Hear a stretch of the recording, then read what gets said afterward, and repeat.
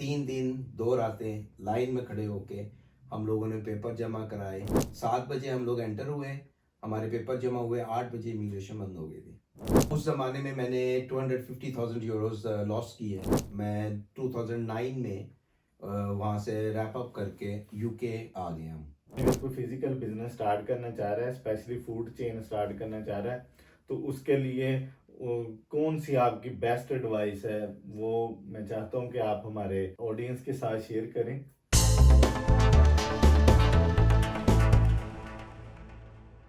अस्सलाम वालेकुम नाज़रीन, मैं हूं Ishfaq Ahmad. Welcome to my podcast other episode. Podcast का आज हम करने जा रहे हैं जिसमें मैंने एक अपने नए गेस्ट को इनवाइट किया है जो एक बिजनेसमैन है। तो आपने पॉडकास्ट को एंड तक ज़रूर देखना है क्योंकि पॉडकास्ट में आपके लिए हम इंटरेस्टिंग बिजनेस सक्सेस स्टोरी लेके आ रहे हैं और उसमें हम बिजनेस के रिलेटेड मजीद क्वेश्चन करेंगे इनसे ताकि आपको मैक्सिमम इंफॉर्मेशन प्रोवाइड की जाए। हमारे जो आज के गेस्ट हैं बहुत खास हैं। अस्सलाम वालेकुम and welcome to my podcast. तो सबसे पहले मजहर भाई अपने बारे में थोड़ा सा हमें इंट्रोडक्शन दे दें, तो फिर इंशाल्लाह हम नेक्स्ट क्वेश्चन में आपसे आपकी जो जर्नी है उसके बारे में पूछेंगे। वालेकुम सलाम जी इशफाक भाई, थैंक यू वेरी मच। मेरी कुवैत की पैदाइश है। मैंने इब्तदाई तलीम जो सी अपनी वो कुवैत से हासिल की और फिर काफ़ी मुल्कों से जर्नी करते हुए होते हुए यहाँ यूके में आ गए। यहाँ पे मैंने अपना बीटेक बिजनेस में कंप्लीट किया है और फिर अपने बिजनेस की तरफ आ गए हैं। तो मजहर भाई, मैं आपसे सबसे पहले ये पूछूंगा कि आप मुझे शेयर करें कि जो आपका जिंदगी का सफर है, जो आपकी बिजनेस की सक्सेस स्टोरी है, आपकी कामयाबी का जो राज है, वो हमें एक आप शॉर्ट स्टोरी में बताएं कि आपने कैसे अपनी जिंदगी का सफर शुरू किया और इस मकाम तक आप कैसे पहुंचे। देखें जी, जब कुवैत में वार हुई थी ना, उस वक्त हमने कुवैत छोड़ा था और वहाँ से मैंने ट्रैवल किया सऊदी अरब में। अच्छा, और सऊदी अरब में मैंने आप कुवैत में पैदा हुए हैं जी जी बेसिकली। जी कुवैत की अच्छा। पैदाइश है जैसे आपको बताया है। तो उसके बाद फिर अपनी यानी उस वक्त हमारा मेरे कॉलेज एंड हुआ था तो कुवैत वार शुरू हो गई थी। तो उसके बाद हम लोग वहाँ से निकल आए। मैं सऊदीया चला गया, वहाँ पे मैंने ट्रैवल एजेंसी में एज ए स्टाफ मेंबर काम शुरू किया। अच्छा, सऊदी अरब में। सऊदी अरब से में अल राजी लिसफ़र व सियाहा के पास। और उनके पास मेहनत करते हुए मैंने कुछ सालों में अपने आप को मनवाया और उनके पास एज ए मैनेजर मैंने काम छोड़ा। तो वहाँ से एक्चुअली मेरे उस वक्त ये था कि यूरोप जाना है। अब ये तो नहीं पता इंसान को होता कि वहाँ पे जाके क्या मुश्किलात आएंगी ऐसे ही है। जैसे सबकी होती है। तो खैर वहाँ से मैं इटली आ गया। तो अब 1995 में मैं इटली आया। तो अब आपको पता है कि यूरोप में आने के बाद सबसे पहला मसला ये आता है डॉक्यूमेंट्स का और फिर काम का, क्योंकि हाँ, अगर डॉक्यूमेंट्स नहीं है तो काम नहीं मिलेगा आपको। ऐसे ही है, बिल्कुल ऐसे ही है। ठीक है, तो खैर वो 96 में इटली तकरीबन कुछ सालों के बाद इमिग्रेशन वगैरह ओपन करते हैं। तो उन्होंने 96 में इमिग्रेशन ओपन की। उसमें हम मैंने अपना डॉक्यूमेंट जमा करवाए और आप यकीन करेंगे कि वो भी आसान नहीं था। वो इसलिए कि जो आपको बाकी स्ट्रगल्स होती हैं, हर्डल्स आते हैं, वो आते हैं।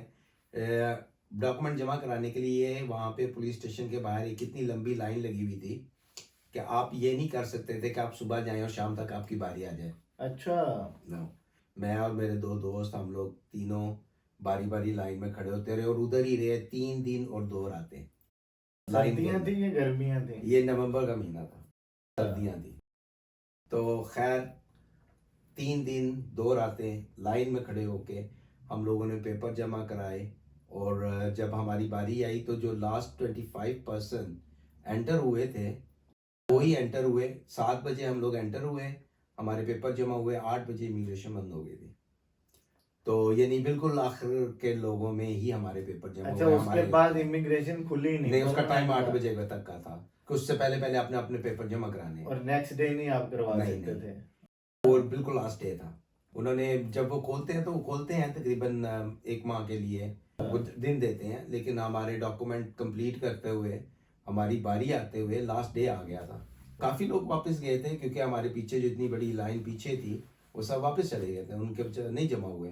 वो उन्होंने नेक्स्ट टाइम जमा कराए होंगे जब 96 के बाद 98 में खुले थे आई थिंक गालिबन। तो खैर डॉक्यूमेंट होने के बाद मैंने प्लास्टिक फैक्ट्री में काम शुरू किया वहाँ इटली पे में? इटली में जी। और कुछ साल काम करने के बाद मेरा एक जहन था कि मैंने अपना काम करना है। तो मैंने मेहनत की और मैंने लेदर लेदर गारमेंट शुरू किया था। लेदर लेदर गारमेंट्स में हम लोग मोटर बाइक कर रहे थे ज़्यादा, और फैशन थोड़ा बहुत, तो ग्लव्स, मोटर बाइक ग्लव्स वगैरह। उसमें एक्चुअली मेरा मसला ये था कि मैं इटली में था और मैंने पार्टनर लिए थे पाकिस्तान से।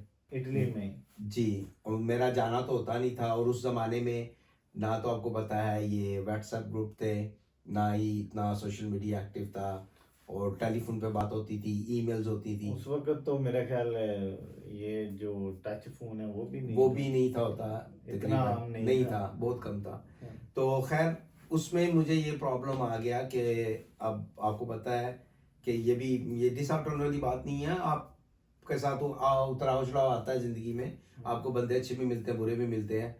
खैर उन्होंने मुझे लेट डाउन कर दिया, और अच्छा। उस ज़माने में मैंने 250,000 यूरोज लॉस किए। अच्छा, जी उस टाइम में तो मजर भाई 250,000 यूरो एक बड़ी अमाउंट थी।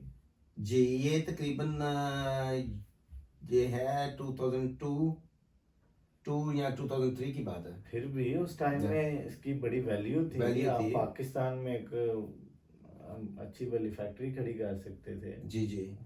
तो खैर वो फिर दोबारा से मैंने थोड़ा स्ट्रगल भी किया, और जो था मेरे पास उसके इससे मैंने अपना पिज़्ज़ा शॉप्स बनाई थी, अच्छा। इटालियन पिज़्ज़ा, एंड एक डोनर एंड इटालियन पिज़्ज़ा था। अच्छा, उस बिजनेस के फ्लॉप होने के बाद आपने पिज्जा इंडस्ट्री में, फूड इंडस्ट्री में फूड एंट्री इंडस्ट्री डाल में दी? जी जी। अच्छा। वो मेरी एक सोच थी कि देखें, आप कोई भी बिजनेस ना उसमें उतराव चढ़ाव तो आता है, लेकिन लोगों ने खाना तो खाना है। बिल्कुल ऐसे ही है, ठीक है। ऐसे ही है। तो मैंने फिर इसलिए फूड इंडस्ट्री में आने का सोचा उस वक्त, और मैंने कहा कि ये इसमें करना चाहिए, तो वो मैंने काफ़ी साल तक किया। उसके बाद मैं 2009 में वहाँ से रैप अप करके यूके आ गए हम। अच्छा, यूके यूके आ के गया तरफ आप। अच्छा। ट्रैवल किया, अच्छा। क्योंकि इसमें यूके आने में एक चीज़ थी कि वहाँ पे बिजनेस भी चल रहा था, सब कुछ था, ठीक था, लेकिन बच्चे बड़े हो रहे थे, तो उनकी एजुकेशन जो उनसी थी वो इटालियन लैंग्वेज में होने की बजाय मैं चाहता था कि वो इंग्लिश में करें, क्योंकि इंग्लिश एक इंटरनेशनल लैंग्वेज है। अच्छा, ये लैंग्वेज से मुझे याद आ गया, मैंने सुना है कि मजर भाई आप काफी लैंग्वेज भी बोल सकते हैं, मेरा ख्याल है जी। मैंने सुना है कि।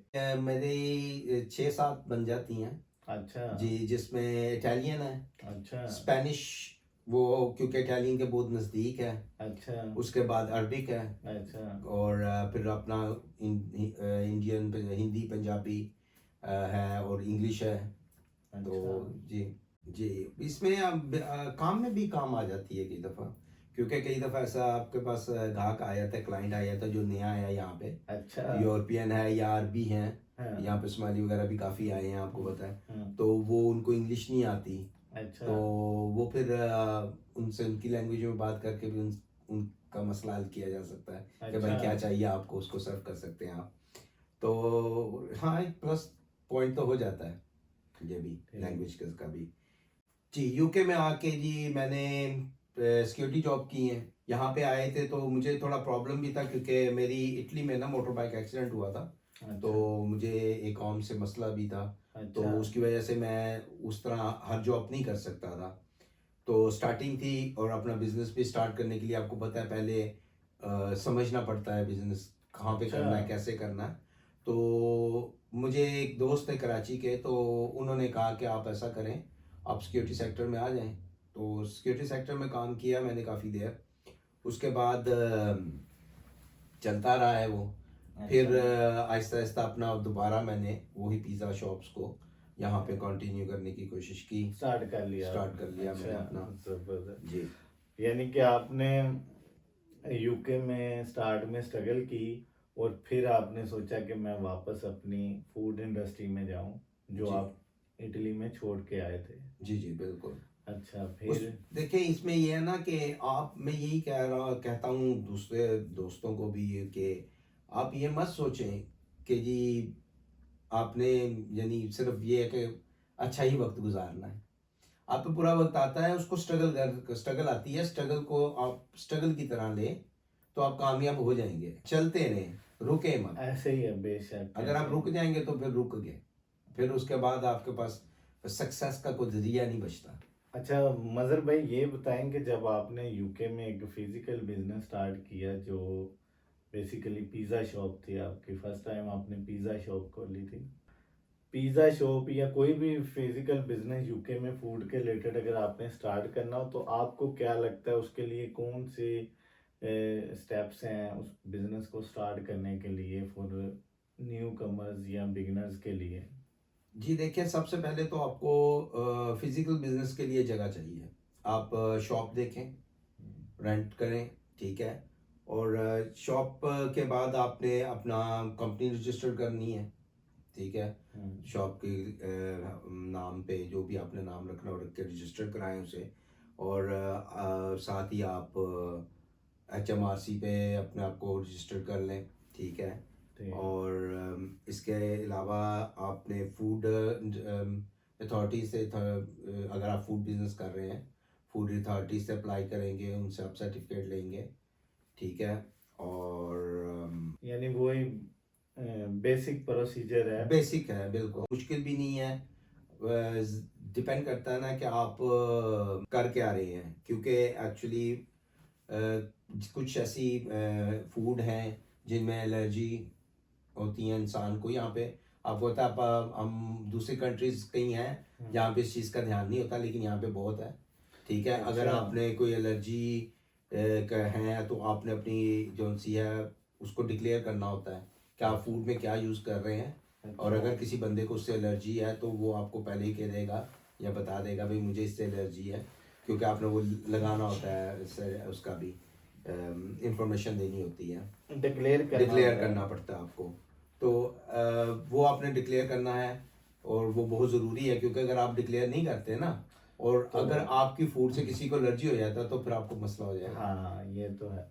अच्छा मजर भाई, मैंने ये पूछना था कि आपने जब अपना बिजनेस स्टार्ट किया तो आपको कौन सी डिफिकल्टीज या कौन सी मुश्किलें ऐसी आई जिनका आपको सामना करना पड़ा, तो आप हमें थोड़ा सा शेयर करें हमारे साथ, ताकि उन लोगों के लिए फ़ायदा हो जाए जो अभी स्टार्ट करना चाह रहे हैं अपना फूड इंडस्ट्री का बिजनेस।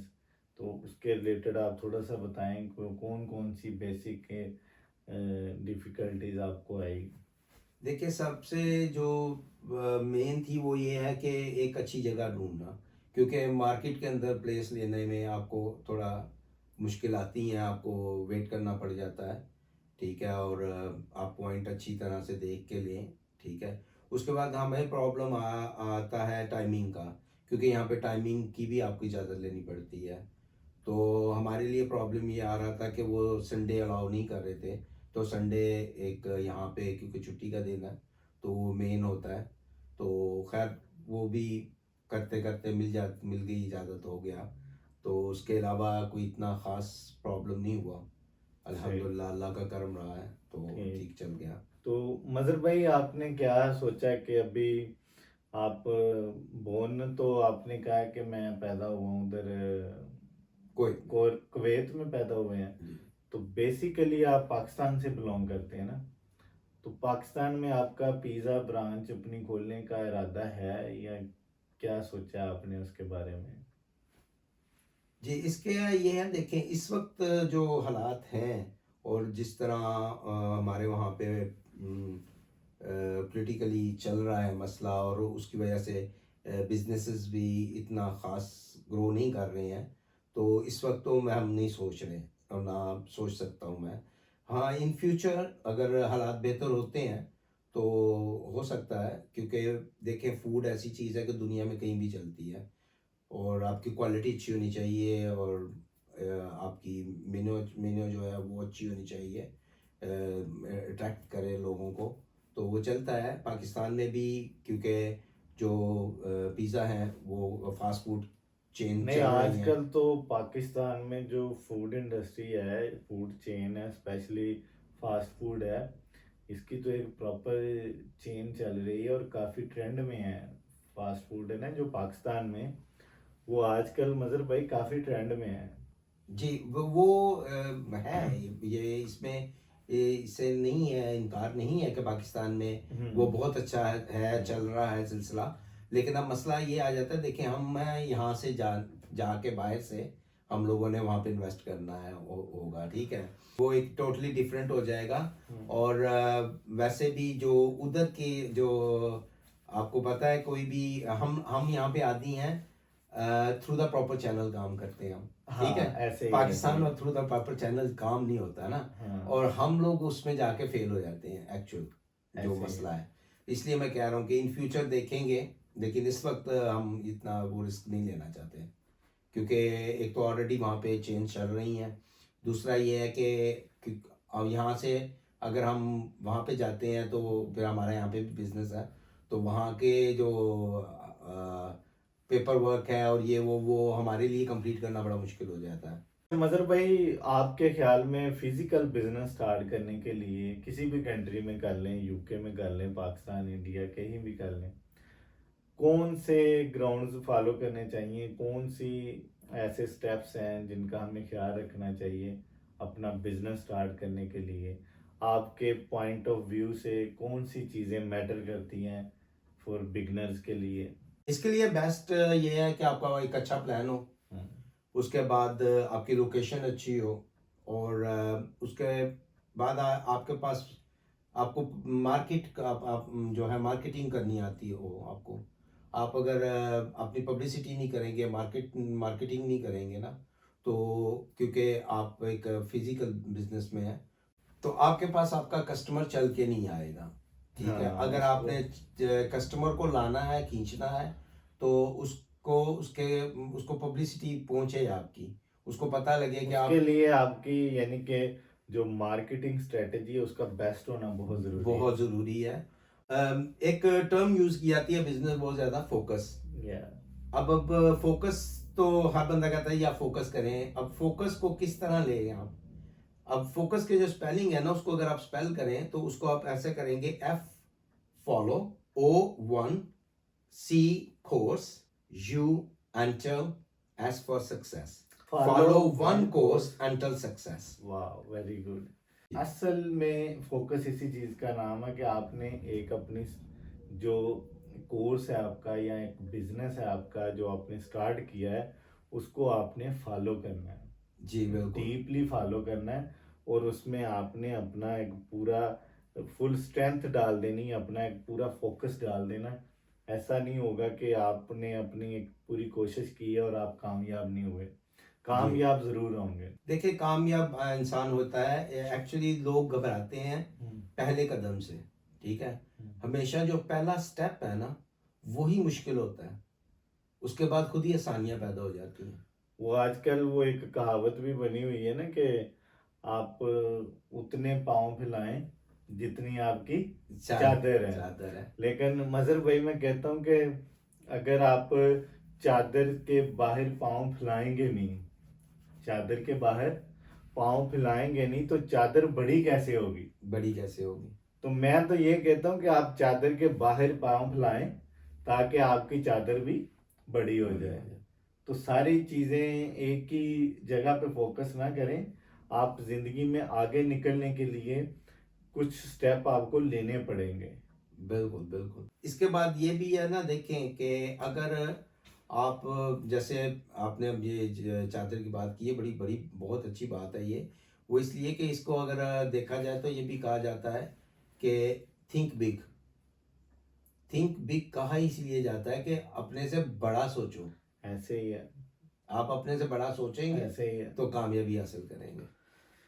देखिए मजर भाई, हमारे अंदर जो स्पेशली जो हमारी कंट्रीज है ना, पाकिस्तान, इंडिया, जितनी हमारी कंट्री जिधर हमारी लैंग्वेज बोली जाती है, स्पेशली एशिया कह लें हम, हमारे यहाँ ना एक बड़ी गंदी आदत है।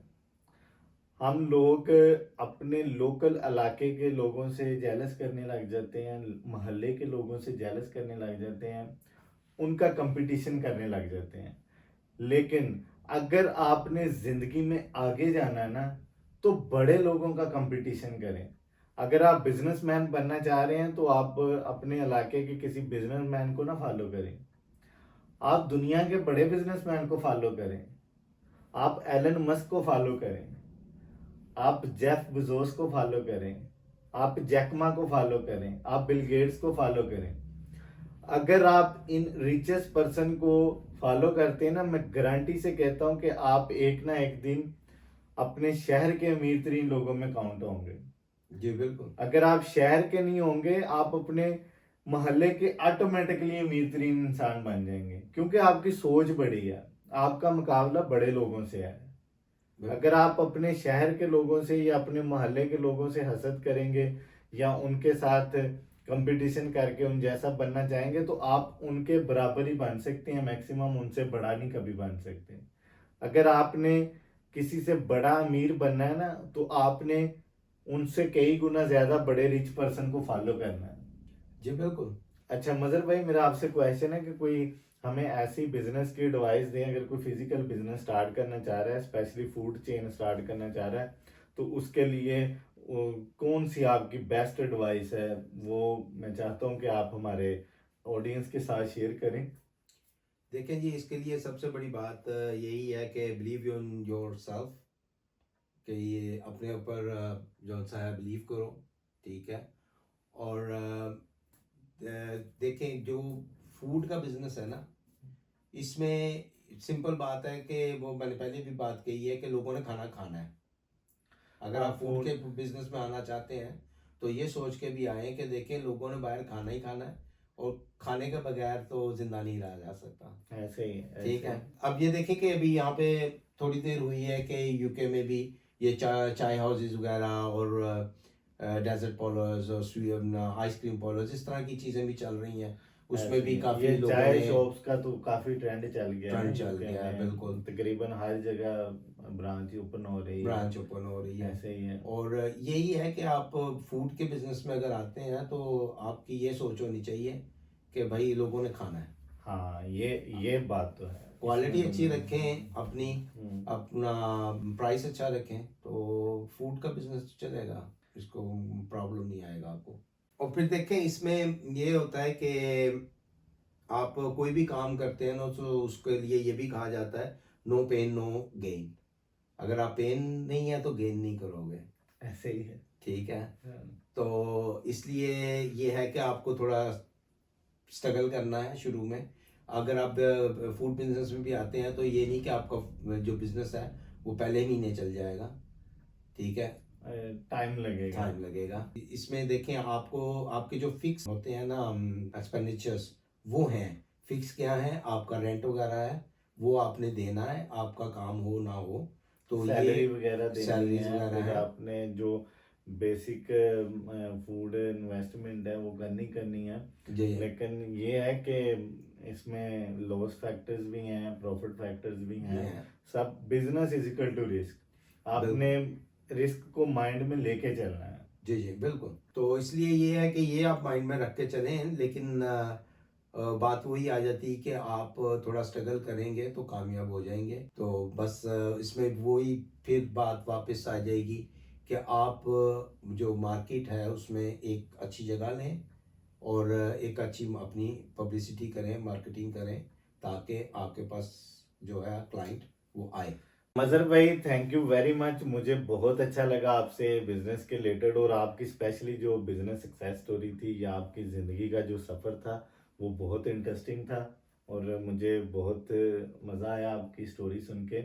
और मैं स्पेशली आपसे इम्प्रेस्ड इसलिए भी हूँ कि आपके एक बाजू का जो एक्सीडेंट हुआ था, आपने अभी मुझे बताया है, आपने एक्सीडेंट होने के बाद अपने एक बाजू की गैर, यानी एक बाजू आपका कंप्लीटली वर्क नहीं करता, नहीं तो बिल्कुल। एक बाजू पे आपने हिम्मत नहीं हारी, अपने आप को ये नहीं किया कि मैं लेजी होके घर बैठ जाऊं, आपने एक स्ट्रगल की और अपना बिजनेस खड़ा किया, और स्टार्ट में नौकरी की, जॉब की, और फिर आप अपने बिजनेस में स्टैंड हो गए। ये एक बहुत बड़ी मिसाल है मेरे लिए सर, क्योंकि मैं सोचता हूँ कि बहुत से लोग ऐसे हैं, अगर उनको थोड़ा सा भी मसला हो जाए ना पाकिस्तान में, तो वो तो बिल्कुल समझते हैं कि हम नकारा हो गए हैं भाई, अब तो कुछ कर ही नहीं सकते ज़िंदगी में। लेकिन आपने एक मिसाल कायम की है कि एक बाजू के साथ आपने हिम्मत नहीं हारी और माशाल्लाह आज आप एक सक्सेसफुल बिजनेसमैन हैं। आपने बीटेक बिजनेस भी किया है और ये एक कह लें कि एक मिसाल है उन लोगों के लिए जो समझते हैं कि हमारे पास सोर्सेज नहीं है या हम कुछ कर नहीं सकते या हम हमारे अंदर एबिलिटी नहीं है। ये सारी चीज़ें आपने बिल्कुल फेल कर दी हैं मज़हर भाई। तो मैं आपको इस चीज़ का खराज तहसीन पेश करता हूँ और मुझे बहुत अच्छा लगा आपसे बात करके पॉडकास्ट करके। तो लास्ट में आप हमारे लिए कोई लास्ट मैसेज देना चाहते हैं ऑडियंस में, उसके बाद फिर हम आज के पॉडकास्ट को क्लोज करेंगे। Imagine with all of your mind, believe with all of your heart, and then you achieve with all of your might. Thank you Ishfaq भाई, आपने हमें बुलाया, बहुत अच्छा लगा है। आपका बहुत बहुत शुक्रिया और इंशाल्लाह ताला जब भी आपको ज़रूरत पड़े आप बुलाएं, हम आएंगे और आपको बहुत thank you. You welcome Mazhar भाई, थैंक यू, आप आए, टाइम निकाला आपने और बहुत अच्छी इन्फॉर्मेशन शेयर की हमारे साथ। तो अब हम अपनी ऑडियंस से भी इजाज़त लेते हैं क्योंकि काफ़ी लंबा पॉडकास्ट हो गया है, क्योंकि हमारे जो पब्लिक है वो चाहती है कि शॉर्ट टेस्ट वीडियो हो और हमें सारी बात छोटी सी वीडियो में समझा दी जाए। मुझे ये भी पता है कि बहुत से लोगों ने अभी एंड तक पॉडकास्ट वॉच भी नहीं किया होगा, तो जिन लोगों ने किया है उनका थैंक यू वेरी मच। मैं आपके लिए लेटेस्ट कंटेंट लेके आ रहा हूँ, मज़ीद पॉडकास्ट ऑन द वे हैं जिसमें हम बड़ी बड़ी सेलिब्रिटीज़ को भी बुलाएंगे, बड़े बड़े बिजनेसमैन को भी बुलाएंगे और जो लोग अपनी ज़िंदगी में कामयाब हुए हैं उनकी सक्सेस स्टोरी भी आपके साथ शेयर करेंगे। मेरी मोटिवेशनल स्पीच भी आ रही हैं और मज़ीद ई कामर्स के रिलेटेड और बिज़नेस के रिलेटेड मज़ीद इंफॉर्मेटिव वीडियोस भी आ रही हैं। आपने हमारा चैनल सब्सक्राइब करना है। अगर आपके माइंड में कोई भी क्वेश्चन है नीचे कमेंट सेक्शन में कमेंट करें, हम आपको विद इन 24 आवर रिप्लाई करेंगे। अगर आपको हमारा पॉडकास्ट अच्छा लगा है लाइक करें, subscribe my channel for latest content, press bell icon. Thanks for watching, Allah हाफिज़।